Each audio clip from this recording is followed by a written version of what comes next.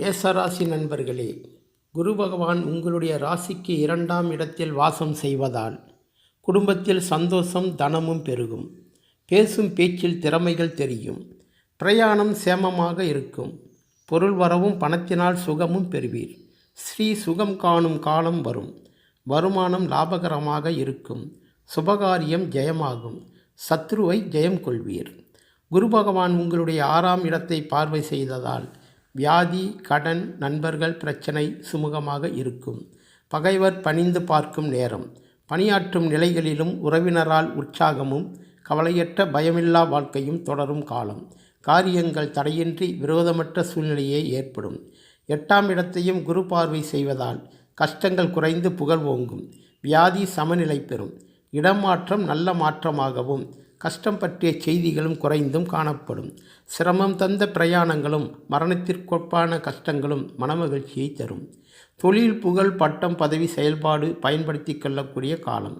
மாமியார் விஷயங்கள் சாதகமாக இருக்கும். வகிக்கும் பதவி ஆபத்துக்கள் எல்லா நிலையையும் உருவாகும். கஷ்டங்கள் காணாமல் போகும். தரித்திரமில்லா நிலையும் பணமும் பதவியும் நஷ்டமில்லா நிலையும் உருவாகும்.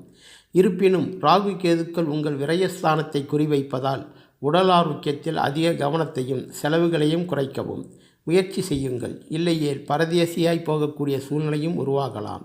சூதாட்டம் போன்ற விளையாட்டு ஆடம்பர வாழ்வில் விருப்பம் வேற்றூரில் வசிக்கும் நிலையை தவிர்க்கவும்.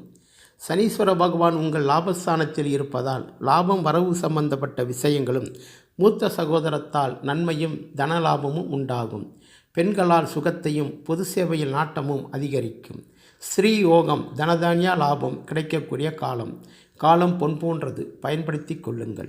இருப்பினும் ஆரோக்கிய குறைபாடு கவனிக்கவும். வேறு தேசம் போதல் தவிர்க்கவும். பந்துக்கள் பிரிவு கவனம் தேவை. பிள்ளைகள் கல்வி, புத்தி, மந்திர சாஸ்திரங்களில் கெடுபலன் காணலாம். மூத்த மைத்துனரால் தொந்தரவும் தன நஷ்டமும் உண்டு. சண்டை, சச்சரவு, கோர்ட்டு வழக்கு கவனம் தேவை. கீழ்த்தரமான செயல்கள் செய்யும் சூழ்நிலையும் உருவாகும். தவிர்த்தல் நல்லது. வேறு தேசவாசம் செல்லக்கூடிய நிர்பந்தமும் ஏற்படலாம். அது நல்லது அல்ல. நல்லதே நடக்கும். நன்றி. மீண்டும் சந்திப்போம்.